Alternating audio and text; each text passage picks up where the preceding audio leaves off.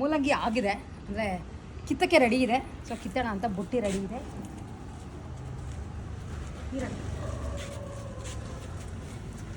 ತುಂಬ ಜನ ಇದನ್ನು ಅಪ್ರಿಷಿಯೇಟ್ ಮಾಡಿದ್ರಿ. ಹಾಗೆ ಸಾಕಷ್ಟು ಜನ ಹೇಳಿದ್ರಿ ನಮ್ಮ ಮನೆಯಲ್ಲೂ ಕೆಲವು ಸಲ ಇದ್ರ ಹಾಕಿದಾಗ ಕೆಂಪು ಮೂಲಂಗಿನೇ ಬಂದಿದೆ ಅಂತ. ಆ್ಯಂಡ್ ನೀವೆಲ್ಲ ಕಾಮೆಂಟ್ ಮಾಡಿಲ್ಲ, ಪ್ರತಿಯೊಂದನ್ನು ನಾನು ಓದ್ತೀನಿ. ಬಟ್ ತಕ್ಷಣಕ್ಕೆ ತುಂಬ ಸಲ ಕಾಮೆಂಟ್ ನಾನು ರಿಪ್ಲೈ ಮಾಡೋಕ್ಕಾಗಲ್ಲ. ಸೊ ವೀಡಿಯೋದಲ್ಲೇ ಒಂದೊಂದು ಸಲ ಹೇಳ್ತಾ ಇರ್ತೀನಿ. ಹಾಗೆ ಇದು ಸೊಪ್ಪನ್ನು ಅಷ್ಟೇ ವೇಸ್ಟ್ ಮಾಡಿಬಿಡಿ, ಉಪಯೋಗಿಸಿದ್ದು ಹೇಳಿದ್ರಿ. Definitely thank you so much. ಉಪಯೋಗಿಸ್ತೀನಿ ಇದನ್ನು. ಕಿತ್ತಕ್ಕೆ ರೆಡಿ ಇದೆ ಎಲ್ಲ. ಆಗಲೇ ಎಲೆಗಳು ಇದಾಗ್ತಾ ಇದೆ.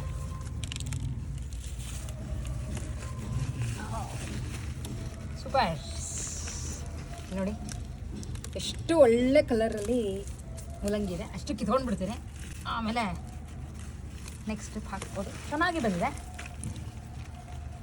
ಆಮೇಲೆ ಇದೆಲ್ಲ ಯಾವುದೋ ಹೈಬ್ರಿಡ್ ಅಲ್ಲ, ಸೊ ಹಾಗಾಗಿ ತುಂಬ ದೊಡ್ಡದಾಗತ್ತೆ ಅಂತ ಎಕ್ಸ್ಪೆಕ್ಟೇಷನ್ ಇರಲ್ಲ. ಚಿಕ್ಕ ಚಿಕ್ಕದೇ ಬರೋದಿದೆಲ್ಲ. ಚೆನ್ನಾಗಿ ಬಂದಿದೆ. ಆ್ಯಂಡ್ ಕೆಲವು ಕಿತ್ಕೋಬೇಕಾದ್ರೆ ಚಿಕ್ಕ ಚಿಕ್ಕದಾಗಿರುತ್ತೆ, ಏನು ಮಾಡೋಕ್ಕಾಗಲ್ಲ. ಸೊ ಎಸ್, ಸೊ ಎಲ್ಲ ಆಲ್ಮೋಸ್ಟ್ ಕೆಂಪೇ ಬಂದಿದೆ.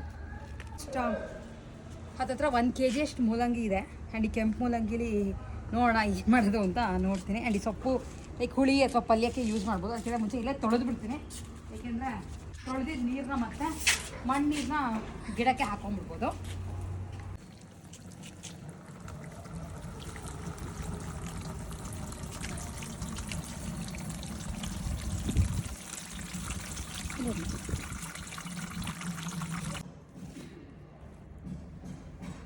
ಮೂಲಂಗಿ ರಾಯ್ತಾ ಅಥವಾ ಹುಳಿ ಮಾಡೋಕ್ಕೆ ರೆಡಿ ಇದೆ. ಆ್ಯಂಡ್ ಕಲರ್ ಮಾತ್ರ ತುಂಬ ಚೆನ್ನಾಗಿದೆ.